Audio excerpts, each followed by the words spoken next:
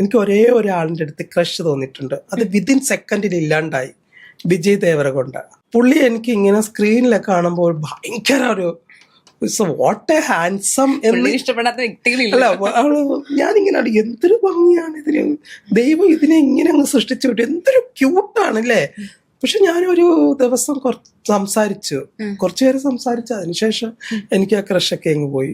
Seriously എനിക്കൊരു പാർട്ട്ണറെ തപ്പണം അല്ലെങ്കിൽ എടുക്കണം എന്നൊക്കെ ഉണ്ടെന്നുണ്ടെങ്കിൽ വിതിൻ സെക്കൻഡിൽ സംഭവിക്കാവുന്ന കാര്യമാണ്.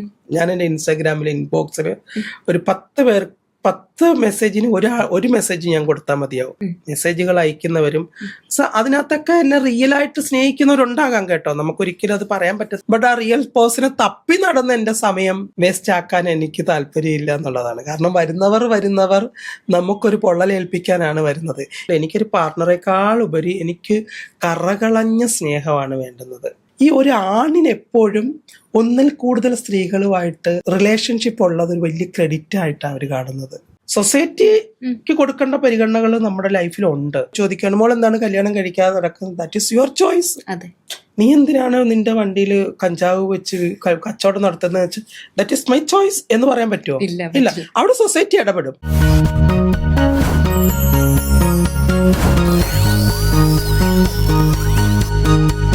ചേച്ചി എപ്പോഴെങ്കിലും ആത്മാർത്ഥമായിട്ട് സ്നേഹിച്ച ഏതെങ്കിലും വ്യക്തികളുണ്ടായിരുന്നു? ഞാൻ കേട്ടിട്ടുണ്ടായിരുന്നു ചേച്ചി അമ്പലത്തിലെ പൂജാരിയോട് അല്ലല്ല, പൂജാരി എന്നൊക്കെ പറഞ്ഞു കഴിഞ്ഞാൽ കുഞ്ഞുനാളിലുള്ള പ്രണയം. അതൊരു പ്രണയമാണോ എനിക്കറിയില്ല. ആ സ്ത്രീയായി ഇങ്ങനെ വരുന്നതിന്റെ ഒരു സന്തോഷത്തിൽ എന്റെ മനസ്സിലുള്ള ഒരു പുരുഷ സങ്കല്പം ഉണ്ടല്ലോ, മനസ്സിലായില്ലേ? അമ്പലത്തില് പൂണൂലൊക്കെ ഇട്ട് മുണ്ടൊക്കെ കൊടുത്ത് കട്ടിമീശയും ഒക്കെ ആയിട്ട് നിൽക്കുന്ന കോമളനായ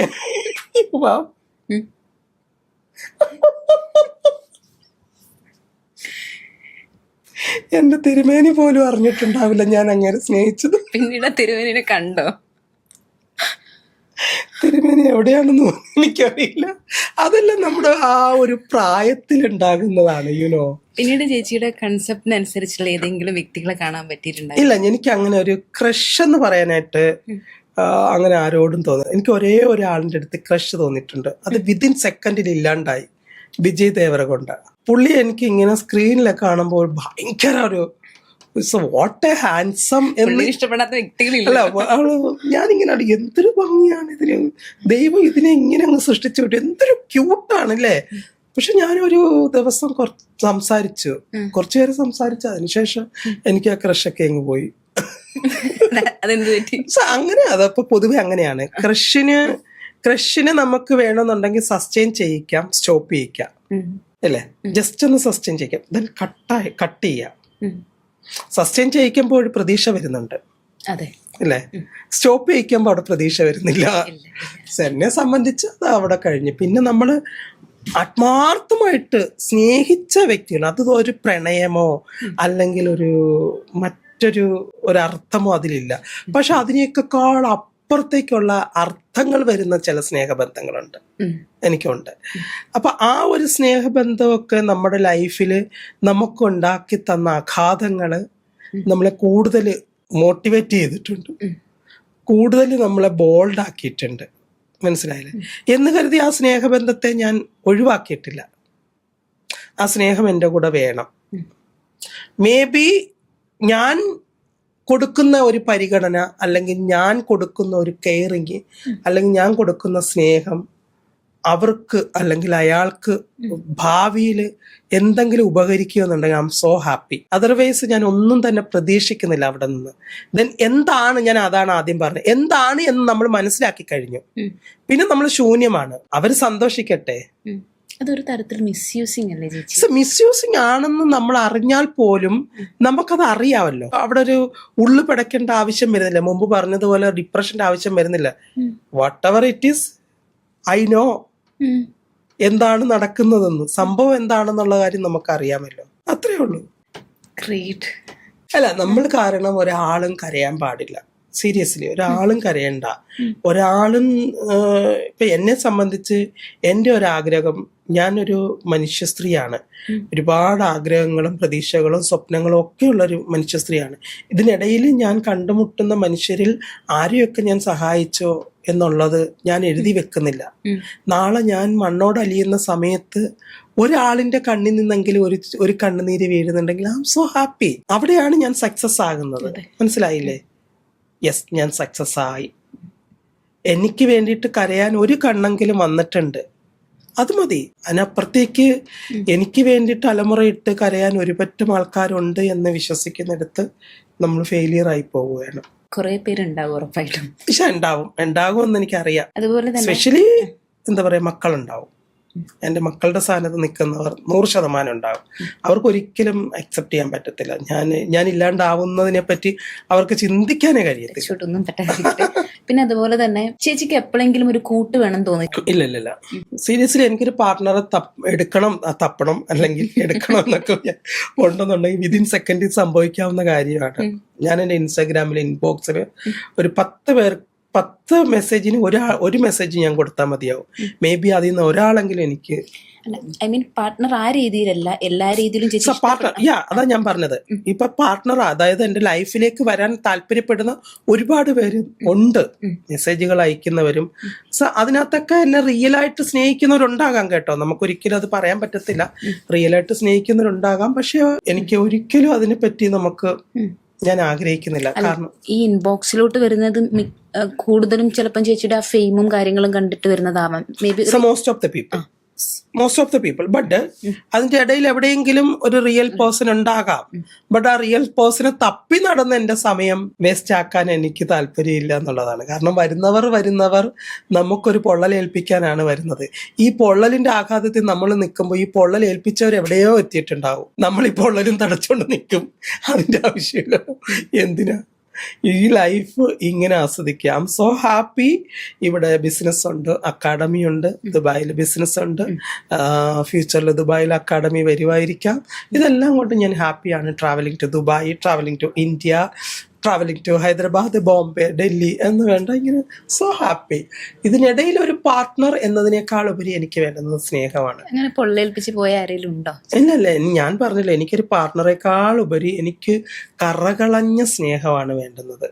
എന്നെ എന്താ പറയാ, നമ്മൾ ഇങ്ങനെ തട്ടിയാൽ മതി, സമാധാനപ്പെടൂ എന്ന് പറയുന്ന ആ ഒരു സൗഹൃദം ഉണ്ടല്ലോ, ദാറ്റ് ഈസ് സ്ട്രോങ് സൗഹൃദമാണ്.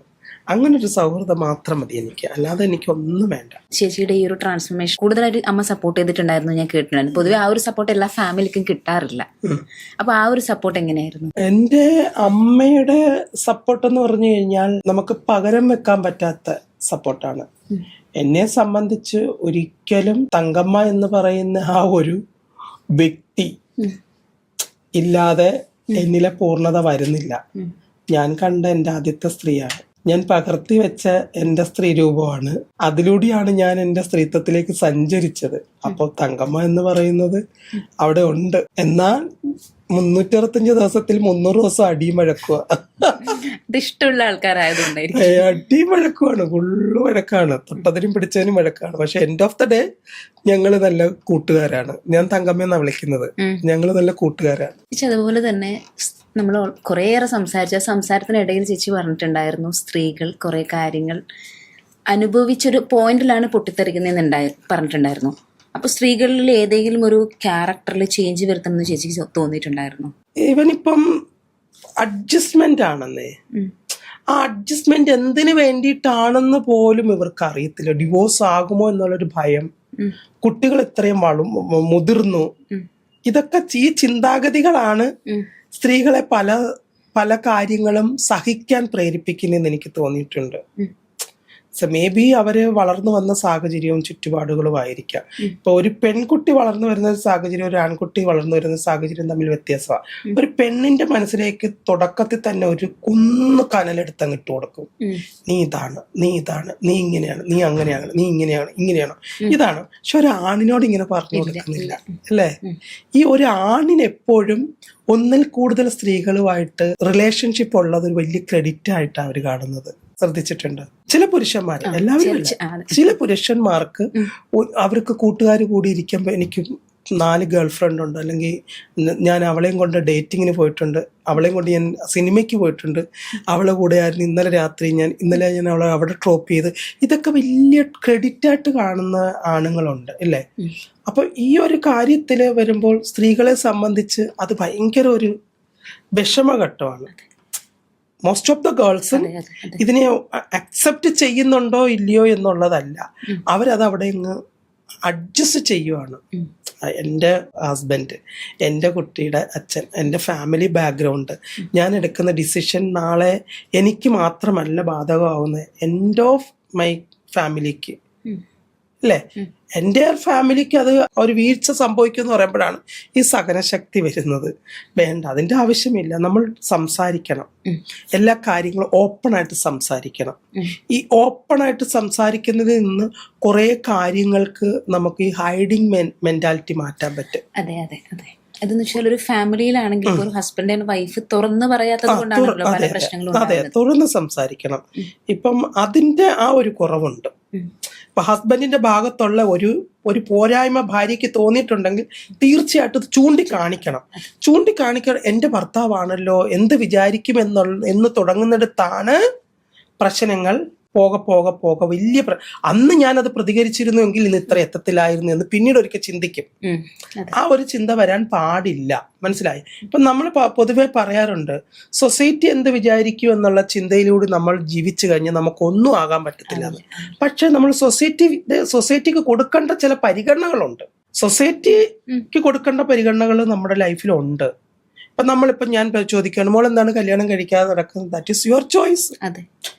നീ എന്തിനാണ് നിന്റെ വണ്ടിയിൽ കഞ്ചാവ് വെച്ച് കച്ചവടം നടത്തുന്നത് വെച്ച് ദാറ്റ് ഈസ് മൈ ചോയ്സ് എന്ന് പറയാൻ പറ്റുമോ? ഇല്ല. അവിടെ സൊസൈറ്റി ഇടപെടും ഇല്ലേ? ഇതാണ് സൊസൈറ്റി നമ്മളും തമ്മിലുള്ള വ്യത്യാസം. അപ്പൊ സൊസൈറ്റി ഇടപെടേണ്ട കുറെ കാര്യങ്ങളുണ്ട്, ഇടപെടേണ്ടാത്ത കുറെ കാര്യങ്ങളുണ്ട്. ഈ ഒരു കാര്യത്തിൽ സൊസൈറ്റിക്ക് ഇടപെടേണ്ട കാര്യമില്ല. എൻ്റെ ഭർത്താവിനെ ഞാൻ ചോദ്യം ചെയ്യുന്നു, എൻ്റെ ഭർത്താവ് എന്നെ ചോദ്യം ചെയ്യുന്നു. ഞങ്ങൾക്കിടയിലെ പ്രശ്നങ്ങൾ ഞങ്ങൾ തമ്മിൽ സംസാരിക്കും. അവിടെ മൂന്നാമതൊരാൾ ഇടിഞ്ഞു കയറി വന്നു കഴിഞ്ഞാൽ നാശക്കൊട്ടയായി. ഭർത്താവ് ഇരിക്കേണ്ടടുത്ത് ഭർത്താവും പോയിരിക്കും, ഭാര്യ ഇരിക്കേണ്ടത് ഭാര്യയും പോയിരിക്കും. ഇത് സംസാരിക്കേണ്ട സമയങ്ങളിൽ ഒരു കുടക്കീഴിൽ രണ്ടുപേരും കൂടി ഇരുന്ന് ഇത് സംസാരിച്ച് രമ്യതയിൽ എത്തിയിരുന്നു എങ്കിൽ പല പ്രശ്നങ്ങളും നമുക്ക് ഒഴിവാക്കാമായിരുന്നു. അതുകൊണ്ട് ഈ സഹനശക്തി സ്ത്രീകൾ കുറച്ച് കുറയ്ക്കണം എന്നൊരു അപേക്ഷയുണ്ട്. ഞാനൊരു ഫെമിനിസ്റ്റ് ആണെന്നുള്ള ഒരു സ്വാതന്ത്ര്യത്തിലോ അവകാശത്തിലോ പറയുന്നതല്ല. ഐ എ വുമൺ, പൊരുതിക്കൊണ്ടിരിക്കുന്ന വുമൺ. അതുകൊണ്ട് ഞാൻ പറയുവാണ്, സമത്വം എന്ന് പറയുന്നത് നമുക്ക് എല്ലായിടത്തു നിന്നും കിട്ടേണ്ടതാണ് അല്ലേ? അതുപോലെ തന്നെ ഇക്വാലിറ്റി, നമുക്കിനി ഇക്വാലിറ്റിനെ കുറിച്ച് പറയുകയാണെങ്കിൽ ചേച്ചി ഇപ്പോൾ ഓൾറെഡി സംസാരിച്ച് നമ്മളൊരു ഫാമിലിയിലെ ഹസ്ബൻഡ് ആൻഡ് വൈഫ് എന്നുള്ള രീതിയിൽ അതിൽ ചേച്ചിക്ക് ഇക്വാലിറ്റി രണ്ടുപേർക്കും ഒരുപോലെ വേണമെന്നോ അതല്ലെങ്കിൽ ഹസ്ബൻഡ് കുറച്ച് മുകളിൽ നിൽക്കണം വൈഫ് കുറച്ച് താഴെ നിൽക്കണം, അങ്ങനെ എന്തെങ്കിലും ഒരു കൺസെപ്റ്റ്? ഈവൻ ഇപ്പൊ ഞാൻ ഒരിക്കലും പറഞ്ഞിട്ടില്ല പുരുഷന്റെ മേൽ കയറി താണ്ഡവ നൃത്തം ആടുന്നതാണ് ഫെമിനിസം എന്ന്. ഒരിക്കലും അല്ല. നമ്മളുടെ തുല്യത എവിടെയാണ് അവിടെ നമുക്ക് വേണം. ഇപ്പൊ ഭർത്താവ് ചെയ്യേണ്ട കാര്യങ്ങളാണെന്നുണ്ടെങ്കിൽ ഡെഫിനറ്റ്ലി അയാൾ തന്നെ അത് ചെയ്യണം. മനസ്സിലായില്ലേ? ഇപ്പൊ കുട്ടിയുടെ ഒരു പാരന്റ്സ് മീറ്റിങ്ങിന് ഹസ്ബൻഡ് പോകേണ്ട സമയങ്ങളിൽ ഹസ്ബൻഡ് തന്നെ പോകണം. ഹസ്ബൻഡിന്റെ ആബ്സെൻസിൽ കൃത്യമായിട്ടുള്ളൊരു ആബ്സെൻസ് ആണ് അവിടെ വരേണ്ടതെങ്കിൽ ഭാര്യ പോകുന്നത് തെറ്റില്ല. അവിടെ നമ്മൾ രണ്ടുപേരും കൂടി പോയേ പറ്റുള്ളൂ, ഇല്ലെങ്കിൽ ഞാൻ പോകില്ല എന്ന് പറയുന്ന ആ വാശി പിടിക്കാൻ പാടില്ല. പിന്നെ ചിലര് പറയാറുണ്ട്, ഞാൻ ചായ ഇടുമ്പോൾ പാത്രം കഴുകണം, ഞാൻ പാത്രം കഴുകുമ്പോൾ തുണി കഴുകണം. അതിനോടൊന്നും എനിക്ക് വലിയ യോജിപ്പില്ല. വേണമെങ്കിൽ ചെയ്യട്ടെ, അത്രേ ഉള്ളൂ. ഇപ്പൊ എനിക്ക് ചായ ഇടാൻ അറിയാം, ഞാൻ ചായ ഇടും. കൂട്ടത്തിൽ ഒരാളുണ്ടെങ്കിൽ അയാൾക്ക് ഞാൻ കൊടുക്കും, നീ കുടിച്ചോ. ഇനി ചിലപ്പം അവൻ ഇടുന്നുണ്ടെങ്കിൽ അവൻ എനിക്ക് തരുന്നുണ്ടെങ്കിൽ ഞാനും കുടിക്കും, അത്രേ ഉള്ളൂ. അല്ലാണ്ട് ഞാൻ ഇന്ന് ചായ ഇട്ട് നാളെ നീ ചായ ഇട്ടേ പറ്റുള്ളൂ, അത്തരം പ്രവണതകളോടൊന്നും എനിക്ക് വലിയ താല്പര്യമില്ല. അതെല്ലാം മനുഷ്യനാണ്. ചില സാഹചര്യങ്ങളിൽ പെട്ടു. ചില പിള്ളേർ പറയാറുണ്ട്, ഒന്നും അറിയാതിരുന്ന് എന്തോ ഓമനിച്ച് വളർത്തിയ പിള്ളേരാണ്. UK പോയിട്ട് ഈ ഹൗസ് മെയ്ഡ് ജോലി ചെയ്ത് തിരിച്ച് വീട്ടിൽ ചെന്ന് അവർ തന്നെ സ്വന്തമായിട്ട് കുക്ക് ചെയ്ത് കഴിച്ചു ഒക്കെ ജീവിക്കുന്ന എത്രയോ കുട്ടികളുണ്ട്. അതേസമയം അവർ വീട്ടിൽ വരുമ്പോൾ അവർ ചില പിള്ളേകളാ അല്ലേ? പുറത്തു പോകുമ്പോൾ അവരവരുടെ ലൈഫിനെ ആ രീതിയിൽ കാണുന്നു. അപ്പൊ അത് നമ്മൾ അക്സെപ്റ്റ് ചെയ്തേ പറ്റുള്ളൂ. അല്ലാണ്ട് ചോറ് വെച്ചത് കൊണ്ട് കറി കരിഞ്ഞതാടാ എന്ന് പറയുന്നത് അവന് തോന്നുവാണെന്നുണ്ടെങ്കിൽ അവൻ വന്ന് ചെയ്യട്ടെ. അല്ലാണ്ട് അവൻ വരുന്നത് വരെ ഞാൻ ഈ കറി കരിയാതെ നിന്ന് കഴിഞ്ഞാൽ രണ്ടുപേരും പട്ടിണിയാവത്തേ ഉള്ളൂ. അല്ല, അപ്പോഴും സ്ത്രീകളാണല്ലോ അത് ചെയ്തുകൊണ്ട്. സ്ത്രീകളാണ് ചെയ്യണം എന്ന് ആരും ഇവിടെ പറയുന്നില്ലല്ലോ. ഇല്ലേ? പറയുന്നില്ല. എന്താണ് ഇന്നത്തെ പ്ലാൻ? ഇതാണ് കമ്മ്യൂണിക്കേഷനിൽ നിന്ന് വരുന്ന പ്രശ്നമാണ്. മനസ്സിലായില്ലേ? ഇതെല്ലാം കമ്മ്യൂണിക്കേഷനിൽ നിന്ന് വരുന്ന പ്രശ്നമാണ്. ഇന്ന് നമ്മൾ എന്താണ് പ്ലാൻ ചെയ്യാൻ പോകുന്നത്? ഓക്കെ, നിനക്ക് എന്താ അറിയാം, എനിക്ക് എന്തറിയാം എന്നുള്ള ഒരു ഡിസ്കഷൻ അവിടെ വരണം. എനിക്ക് 2 മണിക്ക് അവിടെ പോകണം, അന്ന് 2 മണിക്ക് പോകണമെന്നുണ്ടെങ്കിൽ എനിക്ക് 1 മണിക്ക് പോകണം എന്ന് പറയുന്നതല്ലല്ലോ ഈക്വാലിറ്റി. അല്ല, അങ്ങനെ കുറച്ച് കാര്യങ്ങളിലേക്ക് നമ്മൾ ഇറങ്ങി ചെല്ലണം. അല്ലാണ്ട് ഓക്കെ നമ്മൾ കുറെ കാര്യങ്ങൾ പറഞ്ഞു കഴിഞ്ഞാൽ എന്നെ ഇന്ന് ശരിക്കും ഈ ഇരിക്കുന്നവൾ ഭയങ്കര ഫെമിനിസ്റ്റ് ആണ്. ഞാൻ ഫെമിനിസ്റ്റ് അല്ല, ശരിക്കും പറഞ്ഞു ഞാൻ ഫെമിനിസ്റ്റ് അല്ല. സോ തുല്യതയ്ക്ക് വേണ്ടിയിട്ട് സംസാരിക്കുന്നതാണ് ഫെമിനിസം എന്ന് പറയപ്പെടുന്നു എങ്കിൽ ആ തുല്യത എന്താണെന്ന് നമ്മൾ മനസ്സിലാക്കണം ആദ്യം, അല്ലേ? ചേച്ചി ഉദ്ദേശിക്കുന്ന തുല്യത എന്തൊക്കെയാണ്? ഞാൻ ഉദ്ദേശിക്കുന്ന തുല്യത എന്താ പറയാ, നമ്മളെ അക്സെപ്റ്റ് ചെയ്യുന്ന ചില സാഹചര്യങ്ങളുണ്ട്, അല്ലേ? അക്സെപ്റ്റ് ചെയ്യുക എന്നുള്ളത് മാത്രമാണ്. അല്ലാണ്ട് എൻ്റെ കൂടെ അടുക്കളയിൽ കയറണം എന്നുള്ളതല്ല എൻ്റെ തുല്യത. എന്നെ അക്സെപ്റ്റ് ചെയ്യേണ്ട സന്ദർഭങ്ങളിൽ എന്നെ അക്സെപ്റ്റ് ചെയ്യണം. എനിക്ക് കിട്ടേണ്ട പരിഗണന കിട്ടേണ്ടടുത്ത് എനിക്ക് കിട്ടണം. എന്നെ ബഹുമാനിക്കേണ്ട അടുത്ത് എന്നെ ബഹുമാനിക്കണം. എനിക്ക് സ്നേഹം തരേണ്ടടുത്ത് എനിക്ക് സ്നേഹം തരണം. എന്നെ ഹഗ് ചെയ്യേണ്ട സമയത്ത് എന്നെ ഹഗ് ചെയ്യണം. അത് അവൻ ഹഗ് ചെയ്യട്ടെ എന്ന് പറഞ്ഞ് വെയിറ്റ് ചെയ്തിരിക്കുക. എനിക്ക് വേണമെങ്കിൽ അവനെ ഹഗ് ചെയ്യാം, ആ ഹഗ് കൊടുത്തിട്ട് തിരിച്ച് ഹഗ് മേടിക്കാം, അല്ലേ? അവന് തരട്ടെ ഹഗ് എന്ന് പറഞ്ഞുകൊണ്ടിരിക്കേണ്ട കാര്യമുണ്ടോ? ഇല്ല. അത് മനസ്സിലാക്കണം എന്നുള്ള, പരസ്പരം അത് മനസ്സിലാക്കാം. അവിടെയാണ് കമ്മ്യൂണിക്കേഷൻ വരുന്നത്.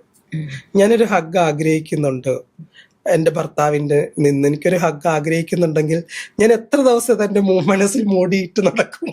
നമ്മളെ നിന്ന് ഹഗ് ചെയ്യുക. അവരിത് അറിയാണ്ട് അവരുടെ കയ്യിൽ നമ്മളെ ഹഗ് ആവും. മനസ്സിലാവണമെന്ന് പോലും ഇല്ലല്ലോ.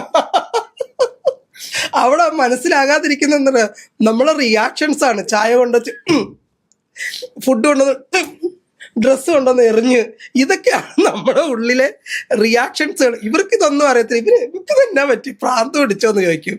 നമ്മൾ അവരുടെ സാമീപ്യം കൂടുതൽ ആഗ്രഹിക്കുന്നുള്ളതിന്റെ സൂചനകളാണ് ഈ കാണിക്കുന്ന. ചായ കൊണ്ടുവന്ന് തെറിപ്പിക്കുക, പ്ലേറ്റ് അടുക്കളയിൽ എടുത്തെറിഞ്ഞ് വാഷ് ചെയ്യാൻ. ഇതിന്റെ ഒന്നും ആവശ്യമില്ല. മനസ്സിലായില്ല?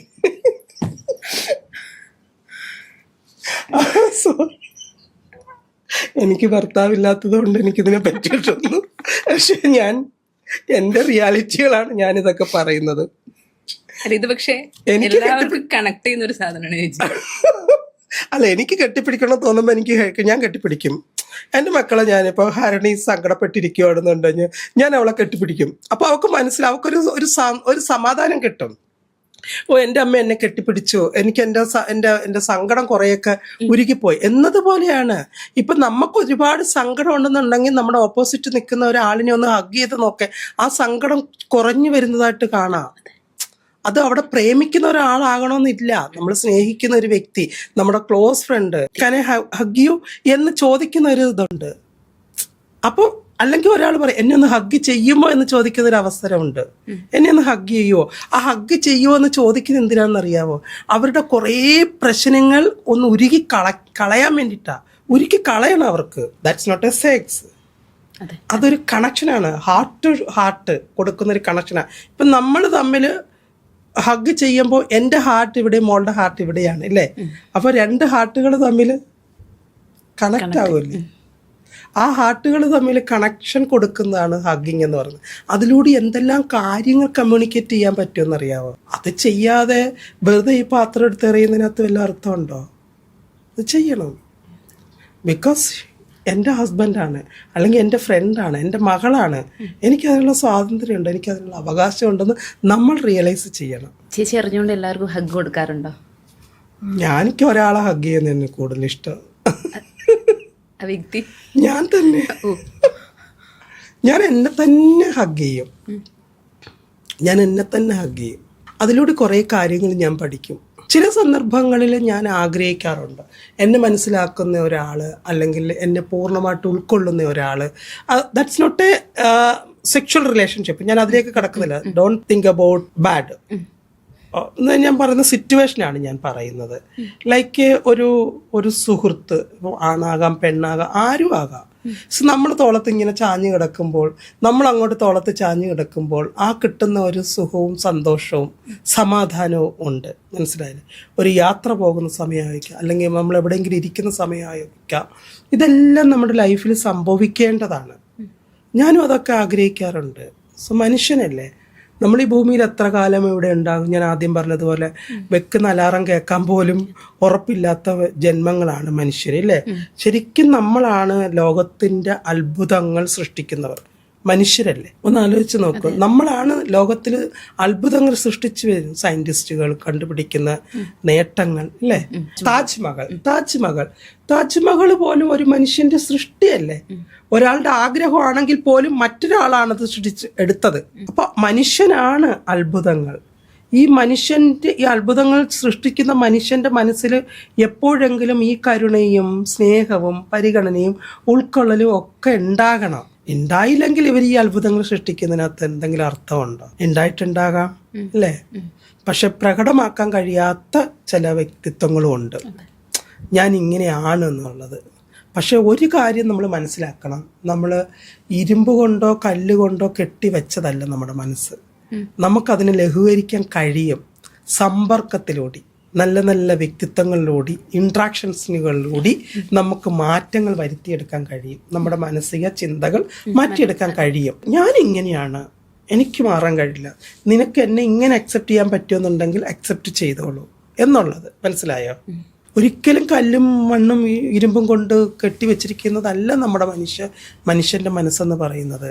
നമുക്കതിനെ മാറ്റിയെടുക്കാൻ കഴിയണം. എന്നാൽ മാത്രമേ നമ്മളെ ഒരാൾക്ക് ഹ്യൂമൻ എന്ന് പറയാൻ പറ്റുള്ളൂ. മേക്കപ്പിനെ കുറിച്ച് പറയുകയാണെങ്കിൽ ചേച്ചി, മലയാള ഫിലിം ഇൻഡസ്ട്രിയിൽ മേക്കപ്പ് ചെയ്യാത്ത വ്യക്തികൾ ചുരുക്കം ചിലർ മാത്രമായിരിക്കും. അപ്പോൾ ചേച്ചിക്ക് ഈ ഒരു മേക്കപ്പ് ചെയ്യുന്ന സമയത്ത് ഏറ്റവും കൂടുതൽ ഒരു സാറ്റിസ്ഫാക്ഷൻ കിട്ടിയിട്ടുണ്ടാവില്ലേ, ഈ വ്യക്തിയിൽ ചെയ്യുമ്പോൾ എനിക്ക് കുറച്ചുകൂടി ഇഷ്ടം എന്നുള്ള അങ്ങനെ തോന്നിയ വ്യക്തി ആരാണ്? സോ എല്ലാവരും, ഞാൻ ചെയ്യുന്ന ഓരോ ആർട്ടിസ്റ്റുകളിലും ഞാൻ സാറ്റിസ്ഫാക്ഷൻ കണ്ടെത്തുന്ന ഒരാളാണ്.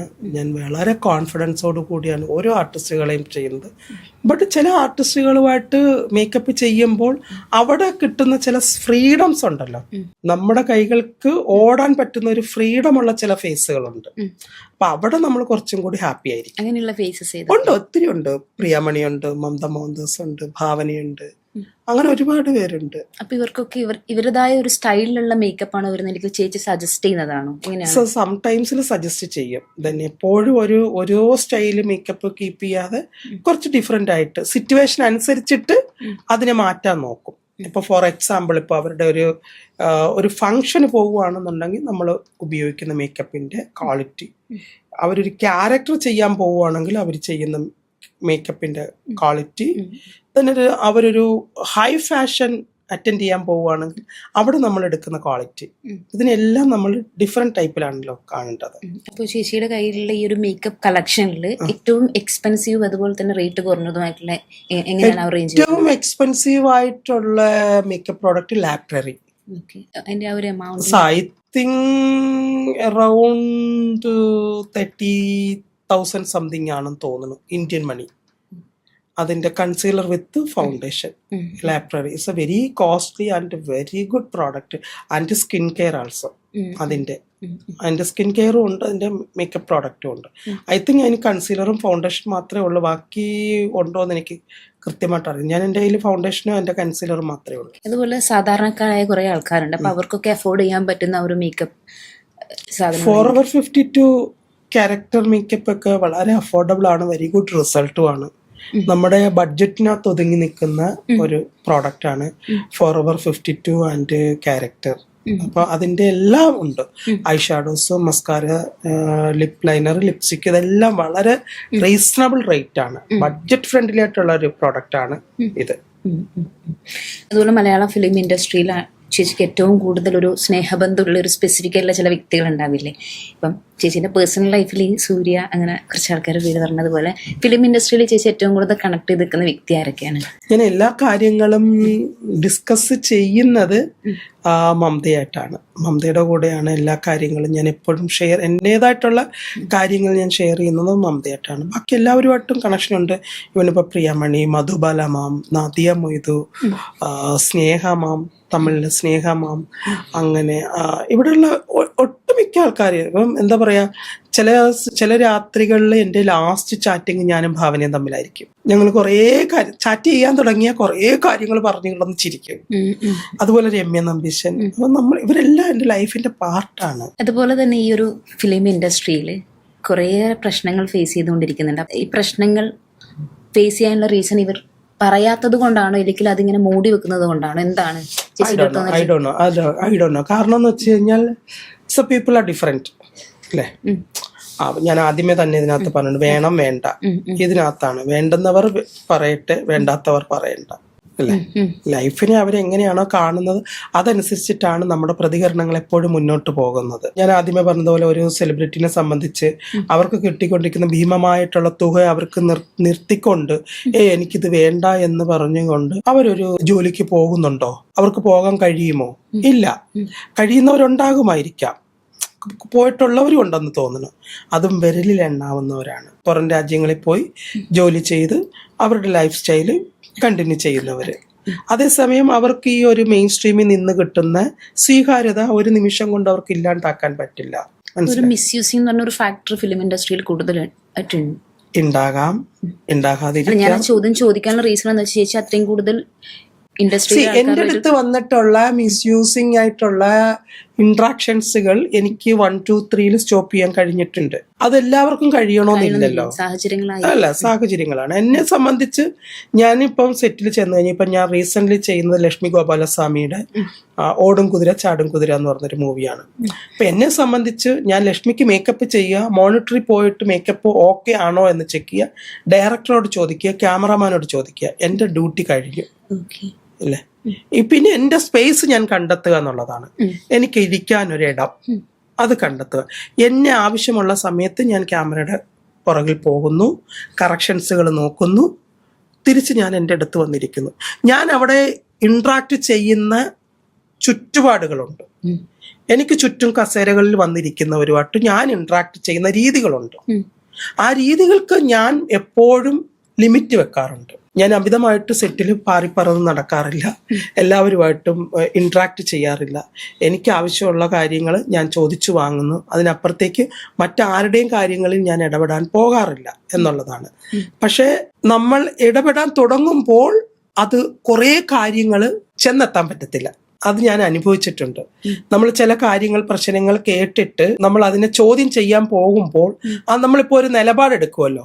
ഇപ്പൊ ഞാൻ മോൾക്ക് വേണ്ടിയിട്ട് ഒരു നിലപാടെടുക്കുന്നുണ്ടെങ്കിൽ you with me for all voice അല്ലേ. അതർവൈസ് 2-3 ദിവസം കഴിയുമ്പോൾ നിന്നെ കാണാനേ ഇല്ലെങ്കിൽ ഞാനെടുത്ത നിലപാട് അവിടെ പോയി. അതുകൊണ്ടാണ് ഞാൻ എപ്പോഴും ഒതുങ്ങി ഒരിടത്തിരിക്കുന്നത്. പലരും ചോദിക്കാറുണ്ട്, ഇപ്പൊ മേക്കപ്പ് ആർട്ടിസ്റ്റുകളുടെ സംഘടനയിൽ തന്നെ മേക്കപ്പ് ആർട്ടിസ്റ്റുകൾക്ക് നേരെ നടക്കുന്ന അതിക്രമങ്ങൾ അല്ലെങ്കിൽ ചൂഷണങ്ങൾ എന്തുകൊണ്ട് രഞ്ജുമാർ ചോദ്യം ചെയ്യുന്നില്ല? ഞാൻ ചോദ്യം ചെയ്യപ്പെട്ടിട്ടുണ്ട്. ഞാൻ മീറ്റിങ്ങുകളിൽ ശക്തമായിട്ട് ചോദിച്ചിട്ടുണ്ട്. അതിനെനിക്ക് ആൻസർ കിട്ടുകയും ചെയ്തിട്ടുണ്ട്. പക്ഷെ നമ്മൾ ഈ ആൻസർ വാങ്ങിച്ചിട്ട് കുറച്ചു ദിവസം കഴിയുമ്പോൾ ഇവരെ കാണാനുണ്ടാവില്ല. നമ്മൾ ചോദിച്ചത് വെറുതെ ആയിപ്പോവും. എനിക്ക് എൻ്റെ നല്ല സൗഹൃദങ്ങൾ നഷ്ടപ്പെട്ടു പോയി അതിലൂടെ. അതുകൊണ്ട് ഇപ്പോൾ ഈ സെറ്റിൽ ഞാൻ വർക്ക് ചെയ്യുന്നു, ഇരിക്കുന്നു. Hi hi hi hi enough. അതുപോലെ തന്നെ ഈ നടിക്കുണ്ടായ ഒരു ഇഷ്യൂസിനെ കുറിച്ച് ഒരു കാലത്ത് ഭയങ്കരമായിട്ട് ചർച്ച ചെയ്തിട്ടുണ്ടായിരുന്നു. അപ്പോൾ ആ ഒരു സമയത്ത് ചേച്ചി ഒരു ഇൻ്റർവ്യൂവിൽ പറഞ്ഞിട്ടുണ്ടായിരുന്നു, ചേച്ചി ആ ഒരു റൂട്ടിൽ ട്രാവൽ ചെയ്തിട്ടുണ്ടായിരുന്നു, ട്രാവൽ ചെയ്ത സമയത്ത് എന്നെ ഒന്ന് വിളിച്ചെങ്കിൽ ഞാൻ അറിയാമായിരുന്നു പറഞ്ഞിട്ടുള്ളത്. അപ്പോൾ ആ ഒരു സ്റ്റേറ്റ്മെന്റ് പറയാനുള്ള റീസൺ അതിനെന്തെങ്കിലും ഒരു സ്പെസിഫിക് കാരണം കൊണ്ടാണോ ചേച്ചി അത് പറഞ്ഞത്? അങ്ങനെ അതുകൊണ്ടല്ല. ഇപ്പം ആരാണെന്നുണ്ടെങ്കിലും നമ്മൾ ചിന്തിക്കുകയാണ്, അയ്യോ ഞാൻ ആ സമയത്ത് അവിടെ ഉണ്ടായിരുന്നല്ലോ.